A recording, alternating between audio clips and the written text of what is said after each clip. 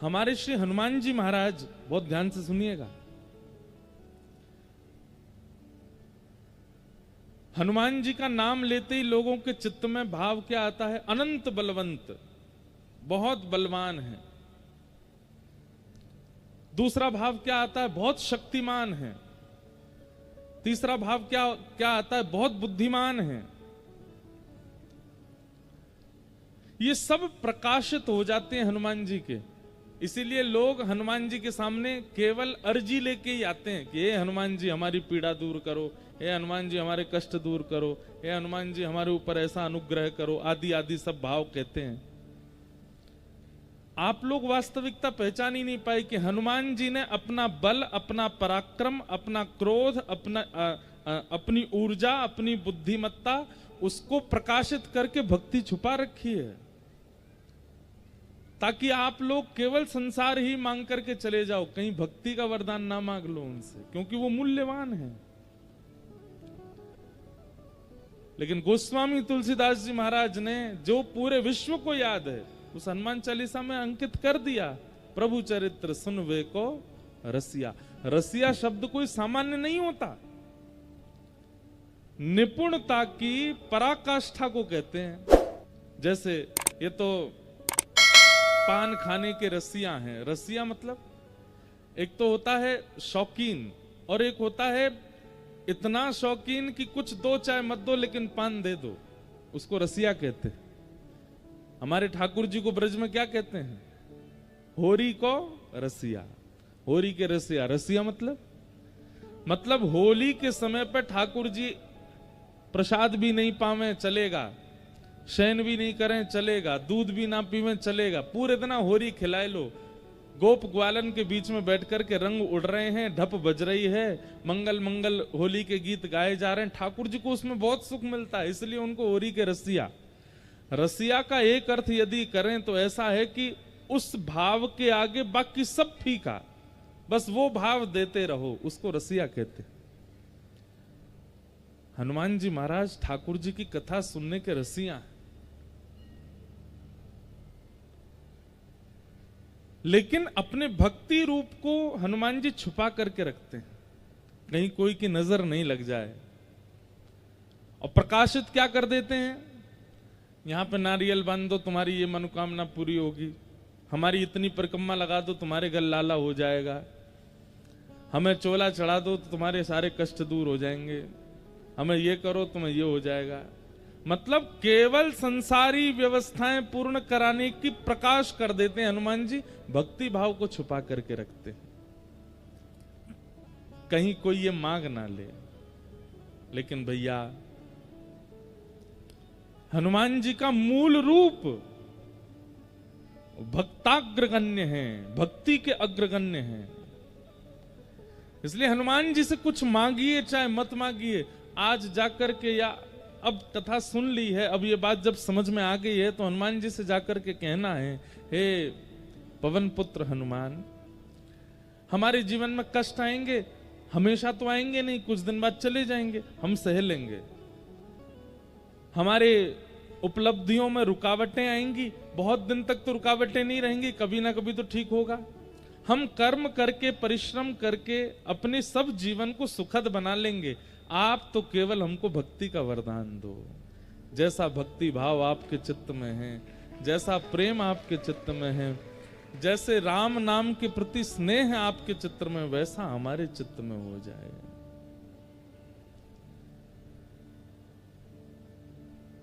भाई, व्यक्ति जिस भाव में निपुण हो उससे वही मांगा जाता है।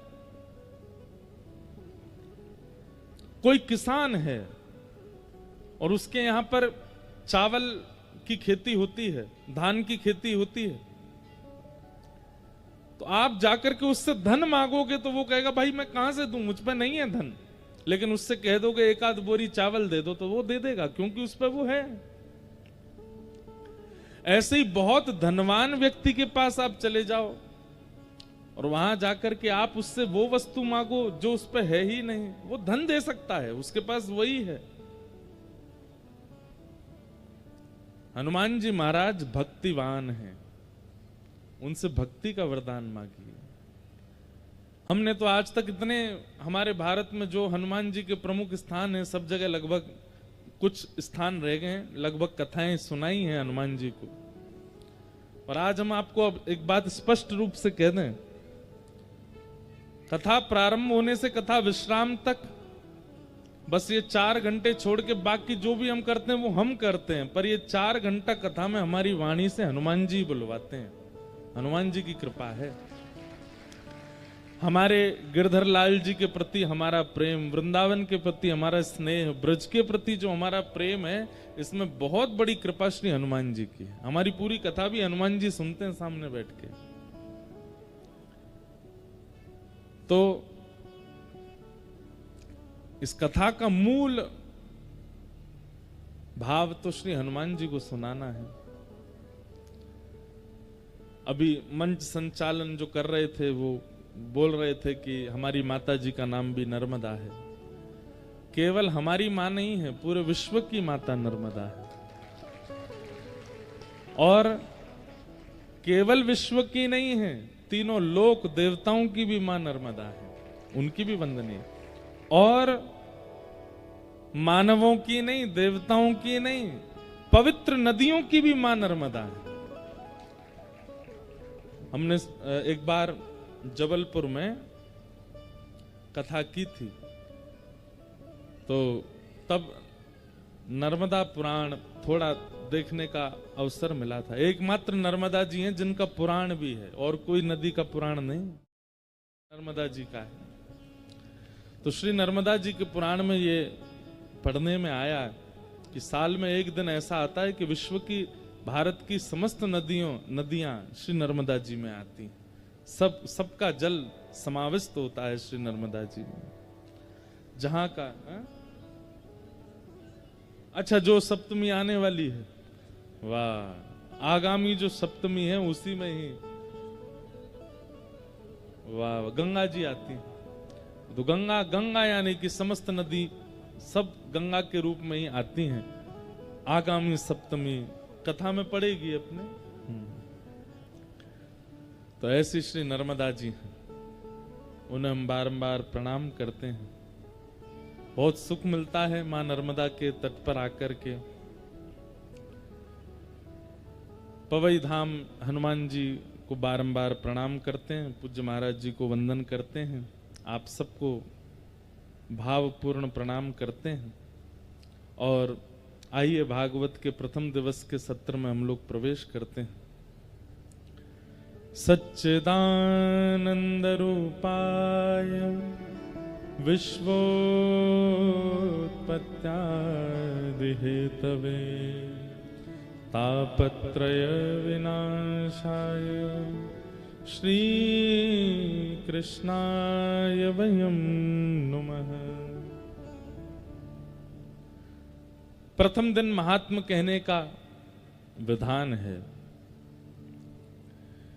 सच्चिदानंद रूपाय, भगवान के 3 रूप बताए गए, सत्य, चैतन्य और आनंद। बहुत ध्यानपूर्वक सुनिएगा, ये बहुत सुगम संयोग है कि आप सब लोग यहाँ बिल्कुल शहर से एकांत में बैठ कर के कथा सुन रहे हैं। जो लोग सुन रहे हैं वो लोग नियमित रूप से सुनिएगा। हमारा भाव ऐसा रहता है कि कथा में केवल कथा का ही भाव सुनाया जाए, अन्य चर्चाएं ना सुनावें। इसलिए आप सब लोग बहुत सावधानी से सुनिएगा। और कथा में हमको दक्षिणा नहीं चाहिए, कथा में हमको आपसे और कुछ नहीं चाहिए, केवल अपनी एकाग्रता हमको दे दीजिएगा। आप जितने एकाग्र होकर के बैठ जाएंगे उतने आनंद से आपको कथा हम सुना पाएंगे। छोटे बाल गोपाल अगर डोल रहे हो तो उनको कृपा करके गोद में बैठा लेना, नहीं तो पीछे छोड़ आना। बस इतनी दूर मत छोड़ के आना कि बेचारे अंतर ध्यान ही हो जाएं। मंच से ही बोलना पड़े कहाँ हैं बालक आपके, ढूंढो, ऐसा नहीं। तो 3 रूप हैं भगवान के। अब आप कहेंगे महाराज जी 24 अवतार फिर काय को कहे जाते हैं जब रूप ही 3 है। तो देखिए, मैं कथा में कहा करता हूं कि हर व्यक्ति परिस्थिति के अनुसार अपना रूप बदलता है। जैसे हम वक्ता हैं, कथा में हम वक्ता हैं, पर अपने घर जब जाएंगे माँ के पास बैठे हैं, बहनों के पास बैठे हैं, अपने भाइयों के पास बैठे हैं, वहां वक्ता नहीं है। वहां क्या है? वहां किसी के भाई हैं, किसी के बेटा हैं, किसी के मित्र हैं, किसी के सखा हैं। वहां हमको कोई महाराज जी नहीं बोलता। घर में कोई हमारी बहन हमको महाराज जी बोलेंगी, हमारे परिवार के लोग हमको स्वामी जी थोड़ी बोलेंगे, गुरु जी थोड़ी बोलेंगे। वो तो हमको क्या बोलेंगे? लाला ही बोलेंगे, लाला बोलेंगे, बेटा बोलेंगे, नाम लेकर के बोलेंगे। क्यों? वहां रूप बदल जाता है। हनुमान जी महाराज आ रहे हैं कथा में, देखो पवन पुत्र हनुमान, खूब जोर से हवा चल रही है और पता भी चला हमें कि 2 दिन से यहाँ पे थोड़ा मौसम करवट बदल रहा था। सावधानी से बैठिएगा, सब आनंद करेंगे हनुमान जी। तो रूप परिस्थिति और व्यक्ति के अनुसार कभी कभी बदला जाता है। कोई बहुत बड़ी पदवी पर है तो जब वो समाज के आगे तभी पदवी का रूप दिखाएगा, लेकिन जैसे ही एकांत में जाएगा, जैसे ही अपने घर आएगा, तब वो पदवी पर नहीं होता है। तब वो फिर उसका पत्नी के सामने वो पति है, बच्चों के सामने वो पिता है, माता पिता के सामने वो पुत्र है। कई बार देखा गया ना कि बड़े लोग जब अपने दफ्तर जाते हैं तो फिर बढ़िया प्रेस किए कपड़े पहनेंगे, प्रेस किए नीचे पैंट पहनेंगे, लेकिन घर पर प्रेस किए कपड़े नहीं पहनते। घर पे तो ऐसे ही रहते हैं। क्यों? जो रूप आपका आपके दफ्तर में है, आपकी दुकान में है, आपके व्यापार में है, वो घर पर क्यों नहीं है? क्योंकि घर यहां पर अपने लोग हैं, ये आपको भली भांति जानते हैं, इनके आगे आडंबर करने की आवश्यकता नहीं है। ऐसे ही घर पर अलग रूप है, दफ्तर में अलग रूप, ब्याह हो जाता पर ससुराल में अलग रूप है। सब जगह के रूप अलग हैं। मित्रों के पास रूप अलग है, भाइयों के पास रूप अलग है, पड़ोसियों के पास रूप अलग है। हम लोग तो कितने सारे रूप धारण करते हैं। एक ही दिन में हमारे 10 रूप होते हैं। ठाकुर जी हैं तो 24 ही, पर 24 ठाकुरों के 3 रूप हैं। कौन कौन से? सत्य, चैतन्य और आनंद।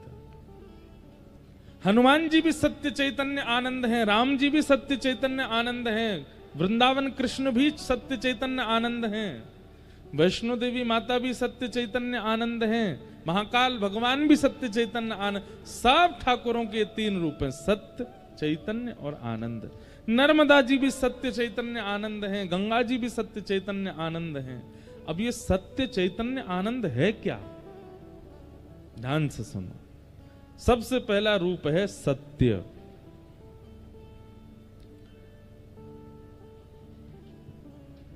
अगर आप हनुमान जी का दर्शन करने जाते हैं और उनके प्रति आपके चित्त में सत्य की भावना नहीं है, सत्य की स्थिति नहीं है, तो आप चाहे कितने भी बड़े पाठ कीजिए, कितने भी अनुष्ठान करा लीजिए, कितना भी भोग लगा लीजिए, आपको हनुमान जी केवल पाषाण ही लगेंगे, कभी अनुभव नहीं होगा उनका। भगवान के प्रति, ईश्वर के प्रति, देवताओं के प्रति, नदियों के प्रति सत्य की भावना सबसे पहले रखनी पड़ेगी कि वो सत्य है। सत्य।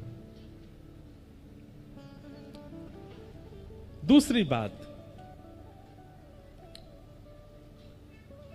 जिसके सन्मुख जाके, जिसके सामने जाकर के स्वतः अपने आप सत्य मन में प्रकट हो जाता हो, उसे सत्य कहते हैं। दुनिया के आगे आप झूठ बोल सकते हो, दुनिया के आगे आप असत्य संभाषण कर सकते हो। जय हो। हमारे साथ ही बैठे रही हो भैया, हैं भाग मत जाइयो, जोड़ते हवा आवे तो। हम तो उठ नहीं सकते जब तक आरती नहीं हो। प्रेम से, आनंद से सब बैठे रहो, जो होगा देखेंगे। सत्य, जिनके सामने सत्य प्रकट नहीं करना पड़ता, अपने आप प्रकट होता है। जैसे पिताजी के सामने अगर आपसे कोई गलती हुई है तो आप सत्य छुपा सकते हो, पत्नी से भी सत्य छुपा सकते हो, बच्चों से भी सत्य छुपा सकते हो, लेकिन ठाकुर जी से सत्य छुपाया नहीं जाता, अपने आप प्रकट हो जाता है। हे हनुमान जी महाराज, पत्नी को नहीं बताया, बच्चों को नहीं बताया, सबसे छुपा, पर आप तो सब जानते हो नाथ, आपसे क्या छुपाएं, हमने ये पाप कर्म किया है, हमसे ये अपराध हो गया है, क्षमा करना भगवान। हनुमान जी आपके पीछे पड़े थे कि मुझे सत्य बताओ, नहीं पड़े थे, फिर भी क्यों बता दिया आपने? क्योंकि उनका स्वरूप ही सत्य है। राम जी का स्वरूप ही सत्य है, श्री कृष्ण का स्वरूप ही सत्य है। मैं कथा में कहा करता हूं, जिससे सत्य छुपाया जाए वो मानव है, लेकिन जिसके सामने सत्य छुपाने में आपको बिल्कुल भी संकोच ना होता हो, समझ जाना या तो वो ठाकुर जी हैं या ठाकुर जी का कोई अंश है, क्योंकि ठाकुर जी का रूप है सत्य है।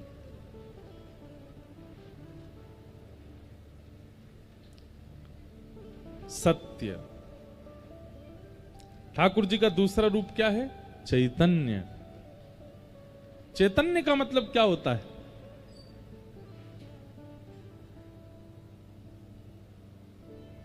जैसे ये जड़ है, वृक्ष जड़ है, ये पंडाल जड़ है, लोहे की कोई वस्तु ये जड़ है, लेकिन ठाकुर जी जड़ नहीं है, वो पाषाण का विग्रह होते हुए भी जड़ नहीं है, चैतन्य है।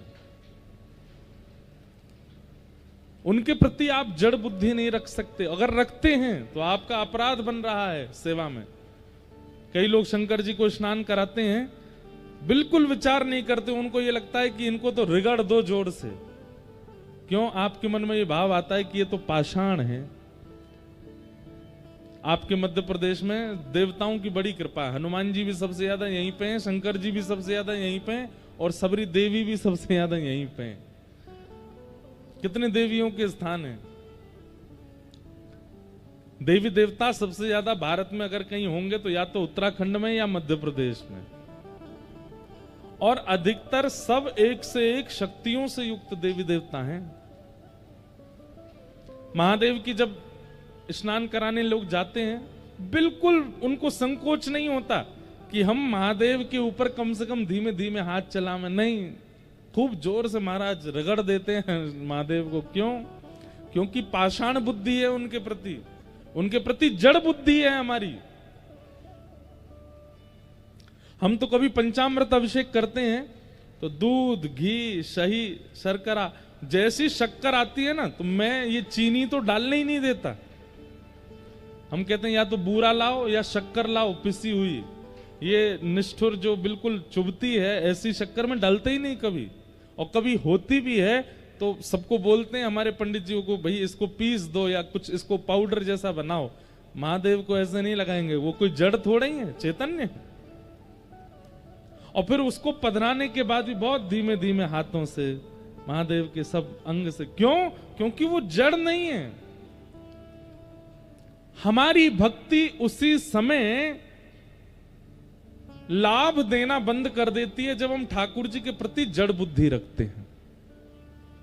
वो जड़ नहीं। एक बात कह दें, बहुत ध्यान से सुनिएगा, आप ठाकुर जी के प्रति अगर जड़ बुद्धि रखते हो, किसी दिन ठाकुर जी ने आपके प्रति जड़ बुद्धि रख ली, हे ठाकुर जी इतनी जोर से धूप क्यों तपतपा रही है, हमारा शरीर जल रहा है। ठाकुर जी कहेंगे बेटा तेने भी तो हमको जड़ ही माना, अब हम भी तो जड़ ही मानने। मूसलाधार बारिश। एक जगह तो बड़ा अद्भुत, शंकर जी के मंदिर में पाइप लगा हुआ था, बाहर बोरिंग वाला पानी, वो पाइप से शंकर जी को निभा रहे थे।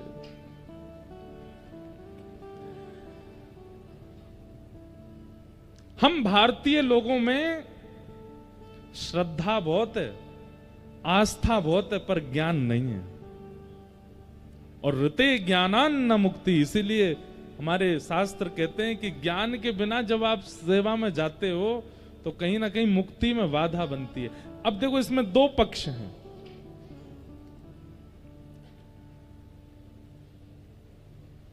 या तो बिल्कुल ही हम भोले हैं, बिल्कुल ही हम सीधे हैं, बिल्कुल ही हम बिल्कुल सहज सरल स्वभाव के हैं, तो कोई दिक्कत नहीं है, तो ठाकुर जी कृपा करेंगे कि आप जानते ही नहीं हो।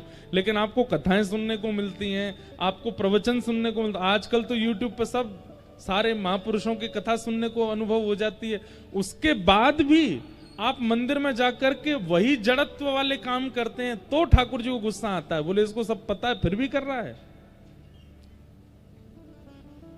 या तो हमारा स्वभाव कर्मा जैसा हो कि पिताजी बोल के गए कि ठाकुर जी का भोग लगाना है, और कर्मा को ये नहीं पता कि नहा धो के लगाना है, और भोग लगाना है बस। सुबह उठते ही बिना नहाए धोए खिचड़ी बना के ठाकुर जी को भोग लगा देती है। अब उसको कौन समझाए कि भाई शुद्धता का ध्यान रख, स्नान कर ले, नए कपड़े पहन, बिल्कुल हाथ खासा करके तब भोग बना। भोली है, नहीं जानती है, बिना नहाए धोए बना देती है, अपने दांतुन से ही ठाकुर जी की खिचड़ी चला भी देती है और ठाकुर जी के आगे धर भी देती है, और उसकी खिचड़ी खाने श्री जगन्नाथ भगवान दौड़ते हैं। क्यों? क्योंकि वो भोली है, उसको पता नहीं है, वो जानती नहीं है। पता नहीं है, भोलेपन में, बिल्कुल सीधे सरल सहज स्वभाव में आप ठाकुर जी की सेवा में कुछ कर देते हैं जो शास्त्रों से विमुख है, ठाकुर जी नाराज नहीं होते उसमें। छोटा बालक, मेहमान घर में आते उसको 500 रुपया दे देते हैं तो बालक पकड़ लेता है, और पकड़ते ही अब घर के बड़े लोग तो देख रहे हैं 500 रुपये आए हैं, ये मेहमान जाएं तो इससे हम लें, ये क्या जाने 500 रुपये की कीमत। लेकिन वो छोटा बालक क्या करता है, 500 रुपये लेते ही मुंह में ले लिया या फाड़ दिया, तो बड़े लोग उस पर गुस्सा थोड़ी होते हैं। क्यों? अबोध है, जानता नहीं है। लेकिन 20 वर्ष के बालक को 500 रुपया दिया गया और 20 वर्ष का बालक उसको खावे और फाड़े तो क्या होगा? घर के लोग कहेंगे रुक जा तारी के तो बता, मैं इधर आ, जानता नहीं 500 रुपए हैं ये, इतना भी नहीं पता तुझको। ठीक वैसे ही अगर हम अवोध स्थिति में हैं मन से और बुद्धि से, ठाकुर जी की सेवा में हमसे कोई चूक होती है ठाकुर जी क्षमा करते हैं। लेकिन हम बाहर तो बड़े चतुर हैं, पैसा लेना है किसी से तो हमको चतुराई आ जाती है, किसी के साथ छल करना है तो हमको चतुराई आ जाती है, किसी के साथ कपट करना है तो हमको चतुराई आ जाती है, किसी से ईर्ष्या करने में हम पीछे नहीं हटते। और जब ठाकुर जी की सेवा में जाते हैं तो हम तो बोले हैं, हम तो कुछ जानते नहीं है। महादेव उस समय अपना त्रिशूल पहनाते हैं, बोले रुक जा मिल मुझे किसी दिन। बाहर के लिए इतना चतुर बनता है, यहां पे आके कहता बोला हूं मैं। या तो अत्यंत सरल सहज स्वभाव हो हमारा, बाहर भी वैसे हैं भीतर भी वैसे हैं, तो संभव है। लेकिन यदि संसार के लिए चतुराई है और ठाकुर जी के आगे भोले बनने का प्रयास करते हैं, ठाकुर जी दंड देते हैं। चैतन्य, ठाकुर जी को चैतन्य मानिए, वो जड़ नहीं है, वो पाषाण में व्यवस्थित होकर के विराजमान हैं। अपने भक्ति भाव से प्रेम भाव से उनको चैतन्य करो, चैतन्य मानो। तो पहला स्वरूप ठाकुर जी का सत्य, दूसरा स्वरूप ठाकुर जी का चैतन्य, और तीसरा स्वरूप ठाकुर जी का आनंद। आप लोग कथा में बैठे हो, अभी थोड़ी आंधी सी आई,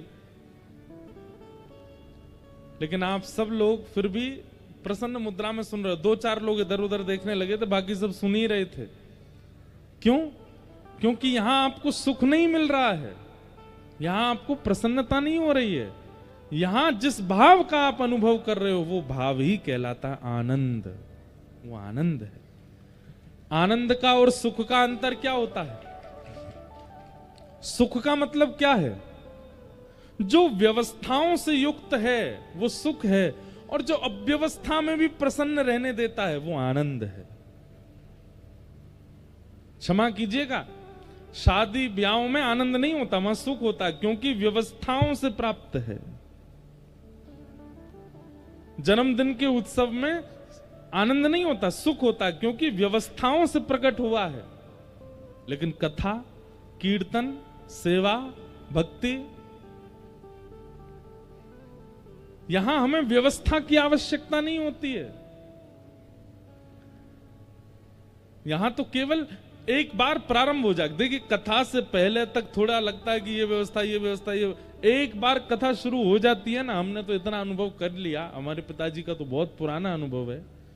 कथा प्रारंभ होते ही फिर तो वो नर्मदा की गति की तरह बहती है, आगे चाहे पत्थर आवे, चट्टान आवे, सबको चीरते हुए निकल जाती है। कथा अपनी गति नहीं छोड़ती। क्यों? क्योंकि व्यवस्थाएं नहीं चाहिए, पहले चाहिए, प्रारंभ होने के बाद नहीं चाहिए। और जो बिना व्यवस्था के भी प्रसन्न करने की सामर्थ्य रखे, उसी को आनंद कहते हैं। आप लोग फर्श पे बैठे हो, जमीन पे बैठे हो, हमारे तो फिर भी एसी लग रहा है, आप तो पंखा में ही बैठे हो। हमारे तो फिर भी पीछे मसनद है, आप तो बिना कमर टेके बैठे हो। लेकिन फिर भी आप इतनी प्रसन्न मुद्रा में क्यों बैठे हो? क्योंकि ये आनंद है, क्योंकि कथा आनंद प्रदान करती है। ठाकुर बिहारी जी दर्शन करने जाओ वृंदावन में, महाराज ऐसी भीड़, एक बार गली में घुसोगे तो फिर दर्शन करके ही निकलोगे बाहर, और वो भी बिना प्रयास के। आपको प्रयास नहीं करना है, धक्का ही इतने पड़ेंगे कि सीधे घुसोगे, दर्शन है के बाहर ही निकलोगे। लेकिन उसमें भी किसी को अप्रसन्नता नहीं लगती, सब प्रसन्न होते हैं। क्यों? भगवत संबंधी भावों में जो प्राप्त होती है प्रसन्नता, उसी को आनंद कहते हैं। सच्चिदानंद रूपाय विश्वोत्पत्त्यादि हेतवे तापत्रय विनाशाय श्री कृष्णाय वयं नमः। तीन रूप हैं, सत्य, चैतन्य और आनंद। तीन कर्म हैं ठाकुर जी की। क्या? विश्वोत्पत्त्यादि हेतवे, उत्पत्ति, पालन और संहार। जिस प्रकार एक बालक मिट्टी से पहले घर बनाता है और फिर उस घर को 2-4 दिन तक संभालता है, और एक दिन बालक का मूड खराब होता है तो फिर घर को ध्वस्त कर देता है। ठाकुर जी भी ऐसे ही पूरी सृष्टि के साथ लीला करते हैं। हमें बनाते हैं, हमारे दादा परदादा, हमारे कुल खानदान का चयन करते हैं, इसको कैसे कुल में भेजना है। फिर उसके बाद हमारा पालन करते हैं, हमें एक सदगति प्रदान करते हैं, एक श्रेष्ठ व्यक्ति बनाते हैं, अफसर बनाते हैं, मंत्री बनाते हैं, नेता बनाते हैं, वक्ता बनाते हैं, संत बनाते हैं, और फिर एक समय आने पर संहार कर देते हैं। उत्पत्ति, पालन और संहार, ये तीन कर्म हैं ठाकुर जी के। और कैसे कर्म? बोले बालवत, एक छोटे बालक के समान।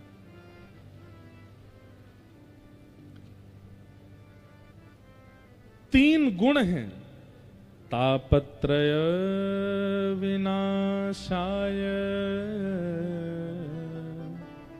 श्री कृष्णाय वयं नमः। आदि दैविक, आदि भौतिक और आध्यात्मिक त्रिविध तापों का जो उपशमन करते हैं।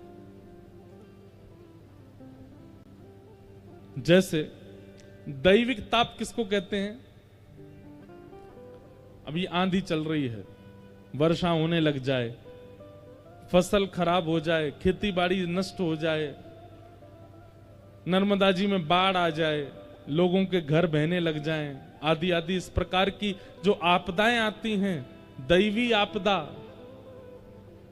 अच्छा, ये तो हो गई सार्वभौम आपदा। तो कई बार ऐसा होता है कि किसी किसी विशेष घर में भी दैवी आपदाएं आती हैं। तीन प्रकार के ताप हैं हमारे जीवन में, तीन ही प्रकार के कष्ट हैं, दैविक, दैहिक, भौतिक तापा। एक तो देवताओं के द्वारा दिया गया ताप, दूसरा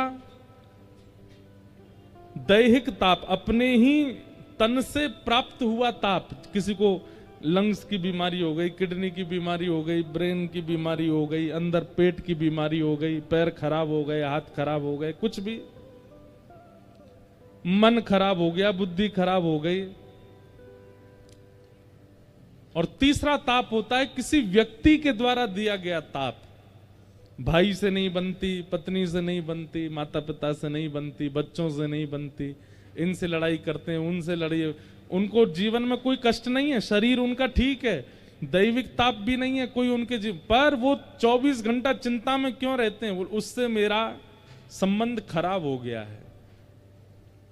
किसी अन्य के द्वारा दिया गया ताप, ये 3 ही ताप हैं पूरे विश्व में, या तो देवताओं के द्वारा दिया गया ताप, या स्वयं के शरीर से उत्पन्न हुआ ताप, या किसी अन्य व्यक्ति के द्वारा दिया गया ताप। लेकिन यहां क्या कहते हैं? तापत्रय विनाशाय श्री कृष्णाय वयं नमः। इन तीनों तापों को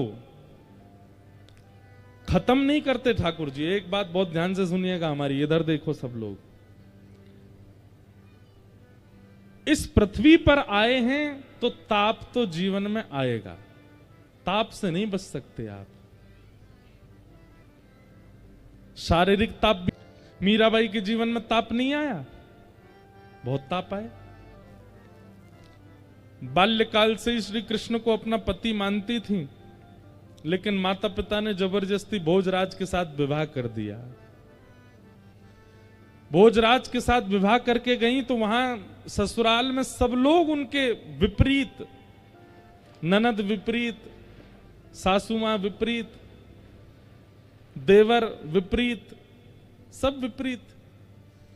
और कुछ ही महीने निकले थे ब्याह के, जिनसे ब्याह हुआ उनके प्राण चले गए।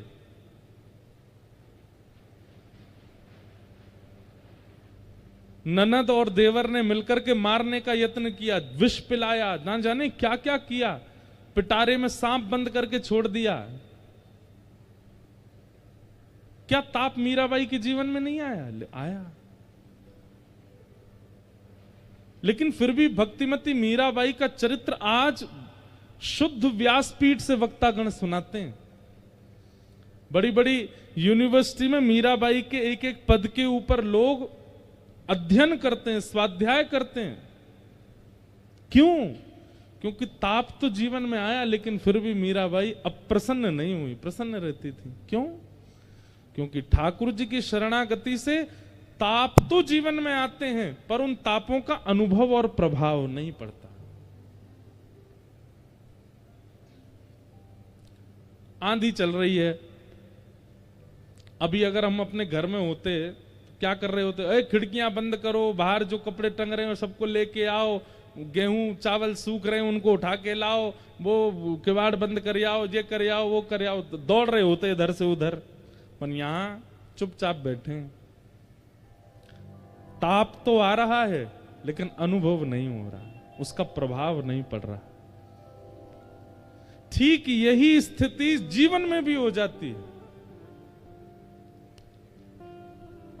एक कथा सुनाते हैं, सुनो। महाराष्ट्र में एक संत हुए श्री तुकाराम जी महाराज। क्या नाम था? जो छत्रपति शिवाजी महाराज ने जब इनका कीर्तन सुना तो छत्रपति शिवाजी ने नियम बना लिया कि जब भी वो युद्ध के लिए जाते थे तो युद्ध क्षेत्र के आसपास यदि तुकाराम जी होते थे तो उनके कीर्तन में छत्रपति शिवाजी अपनी सेना आदि सब छोड़ करके जाते थे अकेले। ऐसे थे श्री तुकाराम जी। अद्भुत ज्ञान, अद्भुत कीर्तन, अद्भुत भक्ति के भंडार। पंडरीनाथ भगवान, श्री विठ्ठल भगवान उनसे बहुत रीझे रहते थे। अब देखो, छत्रपति शिवाजी जिनके चरणों में नतमस्तक रहते हैं, साक्षात जगत नियंता जगदाधार पंडरीनाथ भगवान श्री विठ्ठल भगवान जब तुकाराम जी मंदिर में प्रवेश करते थे तो विठ्ठल भगवान की जो प्रतिमूर्ति थी वो जड़ से साक्षात सचल हो जाती थी। हंसने लग जाते थे ठाकुर जी, आंखें टिमटिमाने लगती थी ठाकुर जी की तुकाराम जी के आते ही। तुकाराम जी जिस गली से निकल जाते थे लाखों की तादाद में लोग उनके घेरा में चलते थे, आगे पीछे हाथ पांव जोड़ते हुए चलते थे। लेकिन जब तुकाराम जी अपने घर आते थे तो पत्नी उनकी बिल्कुल विपरीत थी। वो डांटती भी थी, फटकारती भी थी और खूब सुनाती भी थी। पूरे दिन कुछ करते धरते नहीं हो, प्रवचन करते रहते हो, कथाएं सुनाते रहते हो, कुछ दक्षिणा लिया करो, घर कैसे चलेगा? सोचो, छत्रपति शिवाजी महाराज का आज अगर नाम महाराष्ट्र की भूमि पर ले लिया जाए तो लोगों के रोंगटे खड़े हो जाते हैं। आज भी उन शिवाजी महाराज, वो शिवाजी महाराज तुकाराम जी के सामने नतमस्तक होकर बैठते थे और उनकी ये स्थिति थी अपने ही घर में। पत्नी उनको ज्यादा कुछ करती नहीं। लो ये गन्ने, खूब सारे गन्ने दे दिए, इनको बेच के आओ और उसका जो पैसा मिलेगा लाके मुझको देना।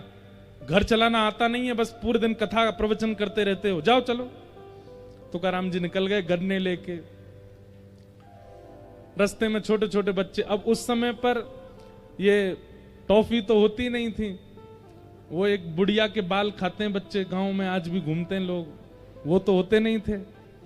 या ये चूरन चटनी आजकल जो बच्चे खाते हैं अपनी जीभ के सुख के लिए, ये सब पहले तो होता नहीं था। पहले तो आम होते थे, सेब होते, गन्ना होते, इनसे ही स्वाद लेते बच्चे। तुकाराम जी गन्ना लेकर के जा रहे अपने कंधे पर के खूब सारे, इतने में बच्चे पीछे पड़ गए, गन्ना दे दो, गन्ना दे दो। तुकाराम जी महाराज बड़े बेचारे भावुक हो गए। अरे आओ आओ आओ, ये लो तुम्हारे लिए, तुम्हारे सब बच्चों को बांट दिए, सारे गन्ने बांट दिए, एक बच्चा। तुकाराम जी ने अपने ऐसे कंधे पर लटका लिया, दोनों हाथ टांग लिए उस पे, घर आ रहे थे। पत्नी इतनी खुश हो गई, ओ हो सबरे गन्ने बेके आए, खूब सारा पैसा लेके आए होंगे। जैसे तुकाराम जी घर आए, पत्नी ने तो महाराज खूब सुंदर उनकी आरती करी। आओ आओ आओ आओ, देखो आज कितने अच्छे लग रहे हो, कथा करके आते हो अच्छे नहीं लगते, आज अच्छे लग रहे हो, दक्षिण वो पैसा लेके आए होंगे ना, बताओ कितने रुपए में बेका सब? तुकाराम जी बोले देवी मैं तो गया बेचने ही था, तो मार्ग में बहुत सारे बच्चे मिल गए, मैं तो बांटे आया सब में, और ये एक मैं इसलिए बचा के लाया था कि भाई तुम भी हो मैं भी हूं, हम दोनों भी तो खाएंगे। पर मैं ये सोच रहा हूं कि हम खाने वाले दो, गन्ना तो एक ही है, अब हम दोनों में कौन खाएगा इसको? दो होते तो बात और अच्छी बन जाती। पत्नी को आया गुस्सा, अपने दांत कटकटाने लगी, बोले रुक जाओ मैं बताती हूँ तुमको। बांटे आए बच्चों में और गन्ना पकड़ करके एक दिया उनके कमर पे, सोई गन्ना टूट गया, दो हो गए। तुकाराम जी बोले वाह वाह वाह, जय हो विठ्ठल भगवान, आपने तो ऐसी बुद्धिमान पत्नी मुझको दी है, बताओ इसने दो कर दिए, ले एक तू खा एक मैं खाऊंगा। इतनी अनुकूलता में रहते थे, उनको पीड़ा का अनुभव होता ही नहीं था। आज का पति होता क्या करता? ऐसे व्यवहार की पत्नी मिल जाए तो, या ऐसे व्यवहार का पति मिल जाए तो आज के लोग नहीं सहन कर पाएंगे। लेकिन तुकाराम जी पर कोई प्रभाव नहीं पड़ता था उस बात का। अब इसका उत्तर क्या है, क्यों नहीं पड़ता था? तो अभी सीधी बात तो यह है कि तुकाराम जी भगवान के भक्त हैं इसलिए उनको लेकिन ऐसे नहीं ना, कोई बात ऐसी बताई जाए जिससे ये प्रमाणित हो जाए कि तुकाराम जी को प्रभाव नहीं होता था। एक बार तुकाराम जी के गांव का एक नया बालक था, उसकी शादी के लिए पूरा परिवार पीछे पड़ रहा था, तू शादी कर शादी कर। उसने एक ही शर्त रखी, बोले हमारे गांव के तुकाराम जी अगर बोल देंगे कि शादी कर तो करूंगा। क्यों? क्योंकि उनकी पत्नी इतनी विपरीत है, वो कभी कहेंगे ही नहीं। भाई जो स्वयं जला हुआ होगा वो दूसरे को सावधान करेगा ना। तुकाराम जी कभी नहीं बोलेंगे मुझसे कि तू ब्याह कर, इसलिए तुकाराम जी अगर कहेंगे तो मैं ब्याह करूंगा। घर वाले बेचारे डर के मारे नहीं जाते थे, क्योंकि तुकाराम जी को मना ही करना है। सबको यही लगता है तुकाराम जी मना कर देंगे, वो खुद बेचारे इतने कष्ट भोग रहे हैं। लेकिन जब अति हो गई तो घर के लोग बोले चल तुकाराम जी के पास चल, उनसे बुलवा। तो बालक गया और तुकाराम जी से जाके बोला, मेरे घर के परिवार के सब लोग पीछे पड़ रहे हैं और सब लोग मुझसे कह रहे हैं कि आप ब्याह कर लो, पर मैंने सबसे कहा है कि आप कहेंगे तो ही मैं ब्याह करूंगा।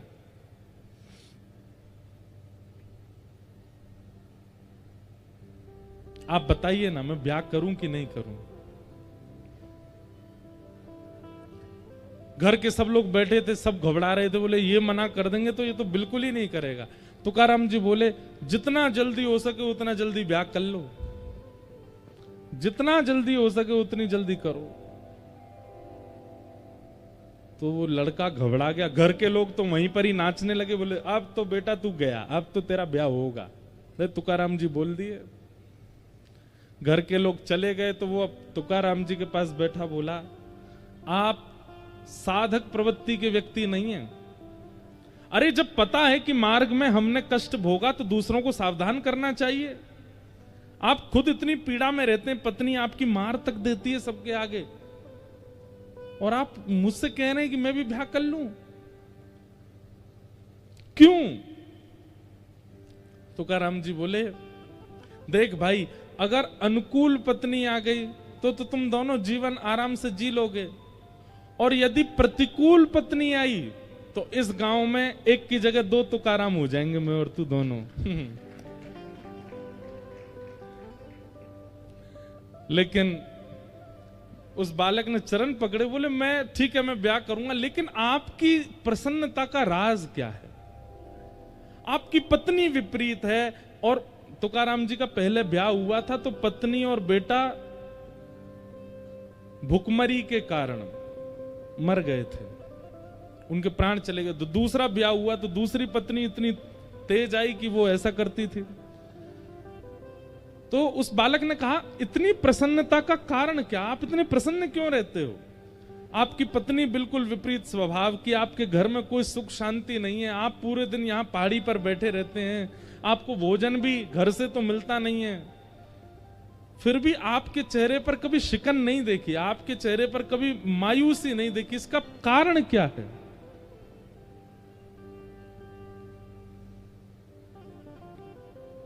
संतों का उत्तर देने का तरीका बड़ा विचित्र होता है।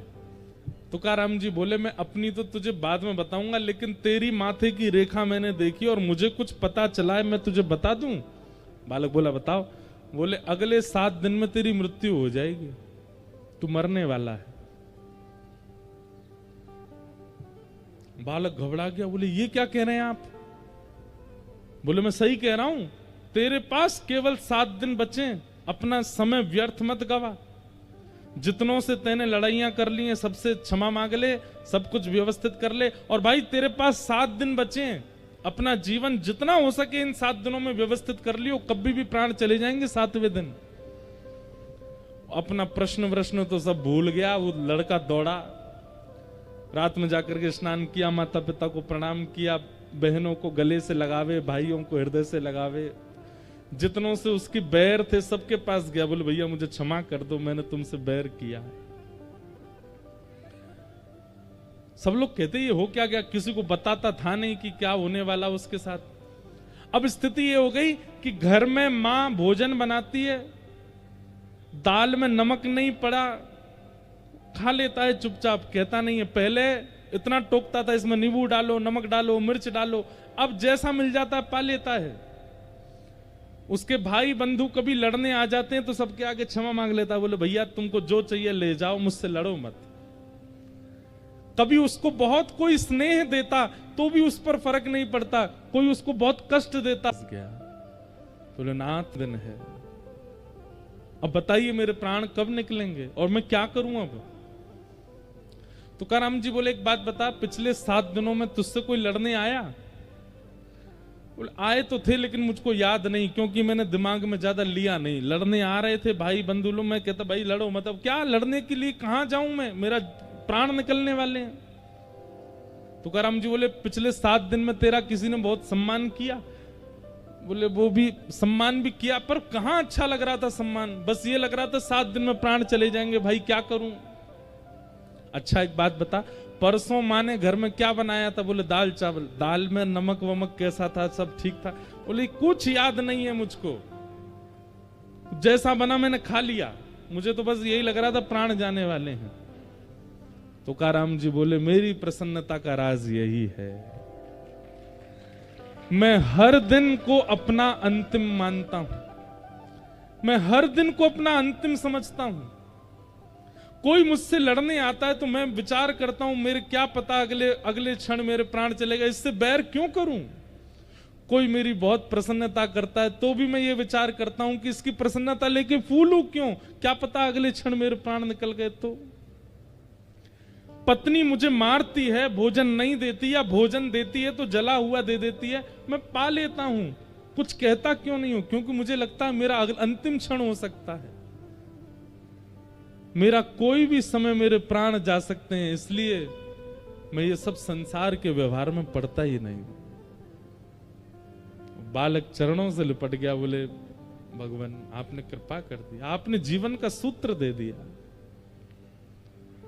हम लोगों में कुभाव उत्पन्न क्यों होता है, क्योंकि हमें यह विश्वास है कि हम कल भी जीवित हैं, कल देख लेंगे। हम लोगों में सम्मान के प्रति इतनी रुचि क्यों है, क्योंकि हमें विश्वास है कि कल और मिल सकता है। सम्मान के प्रति रुचि और अपमान के प्रति क्रोध, या जितने भी विकार हमारे चित्त में आते हैं वो केवल इसलिए आते हैं क्योंकि हमें विश्वास है कि हम जीवित रहने वाले हैं। अपने हर क्षण को अगर अंतिम मानने लगे, क्या पता अगला क्षण हम जीवित रहे कि नहीं, आप सब व्यवस्थित सामान्य हो जाओगे, शांत हो जाओगे, मौन रहने लगोगे, ना किसी से कोई शिकायत, ना किसी से कोई लड़ाई, ना किसी से कोई प्रेम, सब सम। एक सूत्र है। ठाकुर जी जब जीवन में आते हैं तो विपत्तियां कम नहीं होती, पर विपत्तियों का प्रभाव खत्म हो जाता है। और क्षमा करें, आप तिलक लगाते हो, कंठी पहनते हो, नाम जप करते हो, लेकिन विपत्ति, आपत्ति, संपत्ति, इनका प्रभाव दिखता है आपके ऊपर, तो आप आडंबर कर रहे हो, आप नाम जप नहीं करते।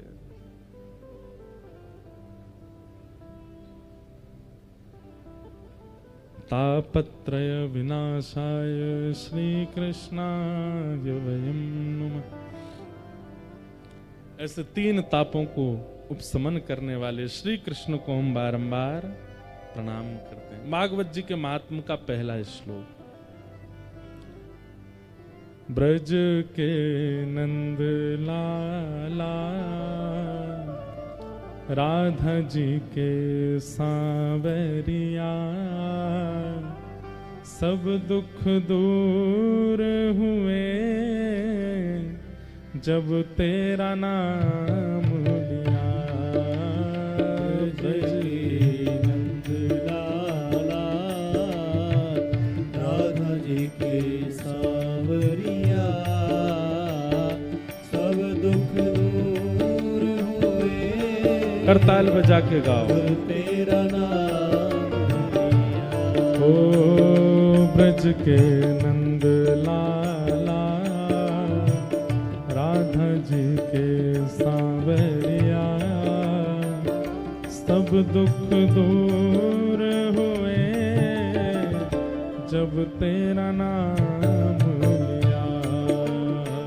जय नंद लाला राधा जी के सांवरिया, सब दुख दूर हुए जब तेरा नाम लिया।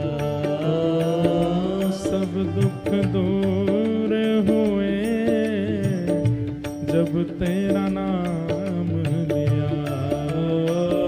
सब दुख दूर हुए जब तेरा नाम लिया। ओ मीरा पुकारे तुम्हें गिरधर गोपाला, मीरा पुकारे तुम्हें गिरधर गोपाला। मीरा पुकारे तुम्हें गिरधर गोपाला, मीरा पुकारे तुम्हें गिरधर गोपाला। ढल गया अमृत में विष का भरा प्याला, ढल गया अमृत में विष का भरा प्याला, विष का भरा प्याला कौन मिटाए उसे जिसे तूने राख लिया। सब दुख दूर हुए जब तेरा नाम लिया। सब दुख दूर हुए जब तेरा नाम लिया। ओ सब दुख दूर हुए जब तेरा नाम लिया। सब दुख दूर हुए जब तेरा नाम। श्री राधा रमण लाल की।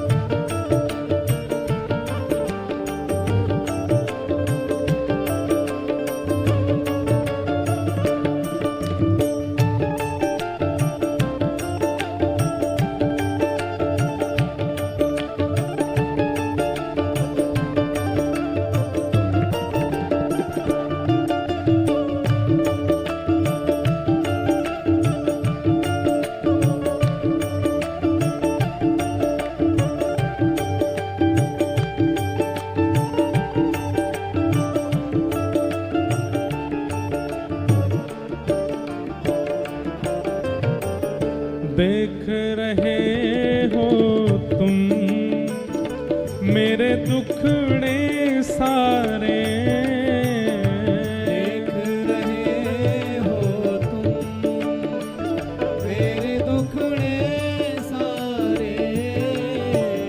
कब दर्शन दोगे मेरी आँखों के तारे। कब दर्शन दोगे तेरी आँखों के तारे। ओ मेरी आँखों के तारे। अधर पे मुरली है कांधे पे कामरिया। सब दुख दूर हुए जब तेरा नाम लिया। सब दुख दूर हुए जब तेरा नाम लिया। ओ सब दुख दूर हुए जब तेरा नाम लिया। सब दुख दूर हुए जब तेरा नाम लिया। ओ ब्रज के नंद लाला राधा जी के सांवरिया। सब दुख दूर हुए जब तेरा नाम लिया। सब दुख दूर हुए जब तेरा नाम लिया। सब दुख दूर हुए जब तेरा नाम लिया। सब दुख दूर हुए जब तेरा नाम। गोविंद मेरो है गोपाल मेरो है। गोविंद मेरो है गोपाल मेरो है। गोविंद मेरो है गोपाल मेरो है। मेरो है गोपाल मेरो है। ओ मेरा बांके बिहारी नंदलाल मेरो है। मेरा बांके बिहारी नंदलाल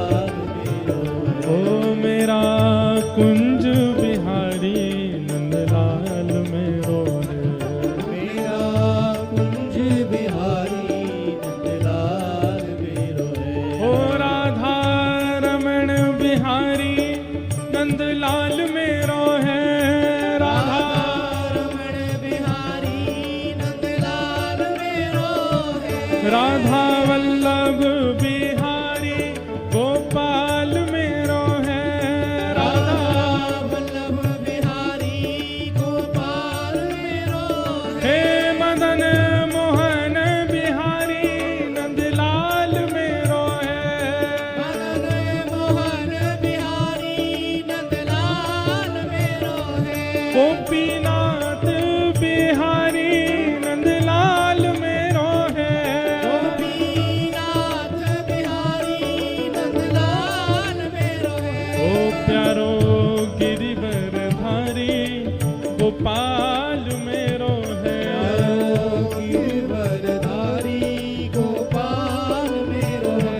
प्यारो गिरिवर धारी गोपाल मेरो है।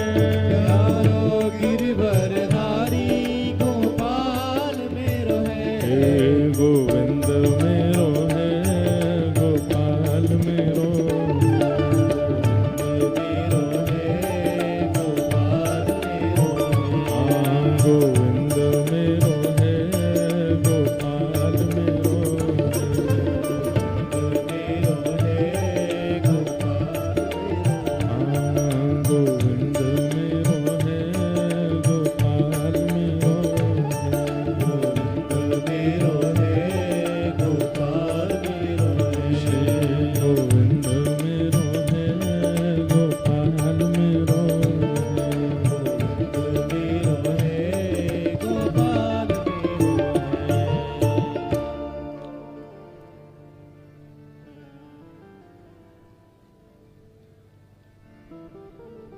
सच्चिदानंद रूपाय विश्वोत्पत्त्यादि हेतवे तापत्रय विनाशाय श्री कृष्णाय वयम नमः।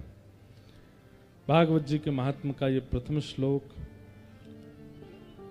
महात्म की चर्चा सुनाते हुए श्री सुखदेव जी महाराज, सूत जी महाराज सौनकादि ऋषियों को कहते हैं। सौनकादि ऋषियों ने मानव कल्याण के प्रश्न पूछे, तब सूत जी महाराज कहते हैं कि हे नाथ, आप लोगों के जो ये प्रश्न हैं इसका उत्तर एक ही समझ आता है। प्रीति सौनक चित्ते ते यतो विच्मी विचार्य च सर्व सिद्धांत निष्पन्नम संसार भयनाशनम। जब तक संसार भय मुक्त नहीं होगा, हम सबको एक भय सताता है। और वो भय क्या है? कहीं मुझे कुछ हो ना जाए, उससे पहले मुझे धन कमाना, उससे पहले मुझे ऐश्वर्य की प्राप्ति करनी, यश की प्राप्ति करनी। एक मृत्यु का भय सबके चित्त में बैठा रहता है। अच्छी बात है कि मृत्यु का भय बैठा, पर मृत्यु के भय से व्यक्ति भगवत स्मरण नहीं करता, बाकी सब करता है। कहीं मेरे प्राण ना चले जाएं, उससे पहले मैं वहां घूम आऊं। मेरे प्राण ना चले जाएं, ये तो देख लूं, ऐसा तो खा लूं, ये तो पी लूं, ऐसा कर लूं।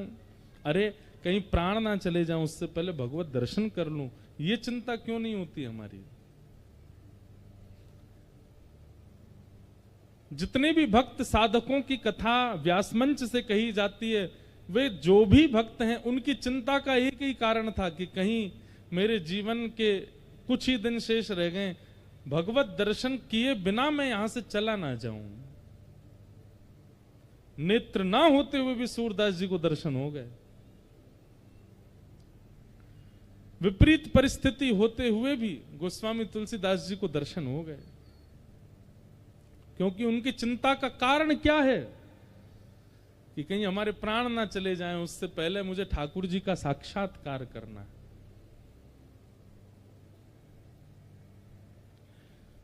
और मृत्यु के भय से पहले भगवत दर्शन की इच्छा चित्त में प्रकट कराने की सामर्थ्य केवल भागवत जी में है।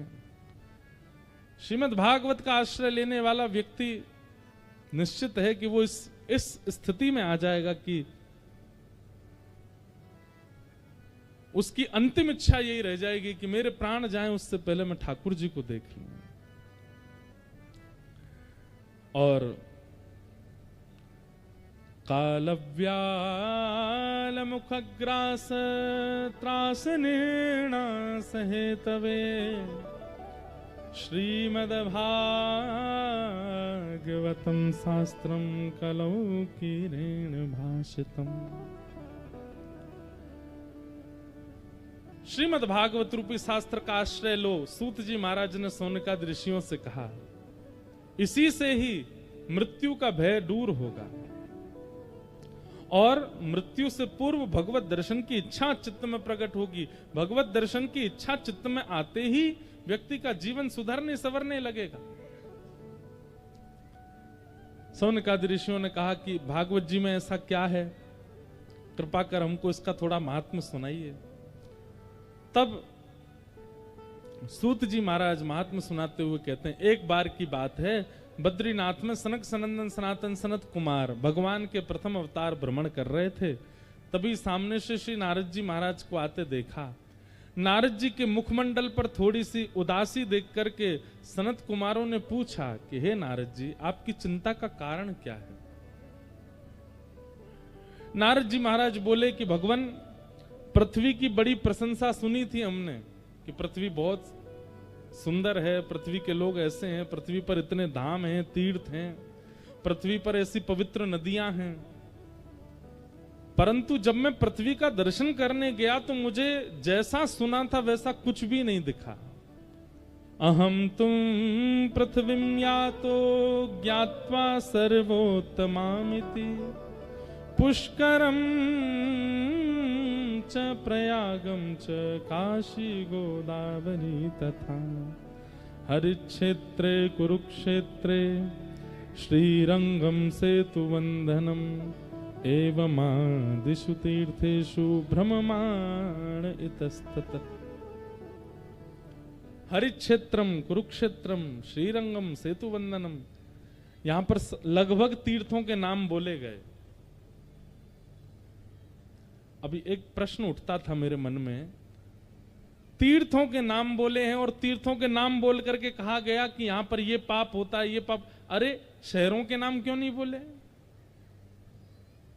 मानते हैं कि तीर्थ में दो चार लोग कुछ गलत अपराध करने वाले होते होंगे, शहरों में तो सभी होते हैं।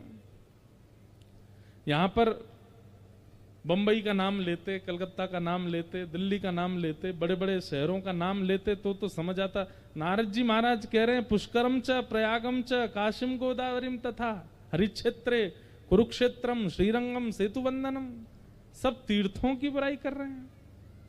नहीं, नारद जी महाराज हमको संकेत कर रहे हैं कि अत्यंत साफ स्थानों की स्थिति ये है, तो शहरों की स्थिति तो आप अनुमान लगा लेना क्या होगी। अत्यंत स्वच्छ पवित्र तीर्थों की स्थिति ये है, तो शहरों की स्थिति तो हम वर्णन कर ही नहीं सकते हैं। नारद जी ऐसा कहना चाह रहे हैं। प्रिंसिपल ने क्लास टीचर से पूछा कि आपकी क्लास का रिजल्ट कैसा रहा? तो टीचर ने कहा सबसे नंबर अव्वल आने वाला बालक फेल हो गया है, तो बाकियों की स्थिति समझ जाओ आप। सबसे ज्यादा नंबर लाने बालक ही फेल हो गया। जैसे और दूसरा इसका उदाहरण सुनो, जब पिताजी अपने पुत्र से पूछते हैं, हाँ भाई रिजल्ट आया तुम्हारा, क्या आया रिजल्ट में? बोले पिताजी मेरी बात में पूछना, हमारे गांव का वो लड़का है ना सबसे ऊपर हमेशा फर्स्ट आता, वही फेल हो गया, अब मेरा रिजल्ट तो आप समझ ही जाओ। जब वही फेल हो गया तो मैं कहां आया हूंगा। तो नारद जी महाराज तीर्थों का नाम इसलिए बोल रहे हैं कि भाई जब तीर्थों की स्थिति ये हो गई है तो शहरों की तो आप अनुमान लगा लेना क्या स्थिति हो गई है। सत्यम नास्ति तपः शौचम दया दानम न विद्यते उदर भरिणो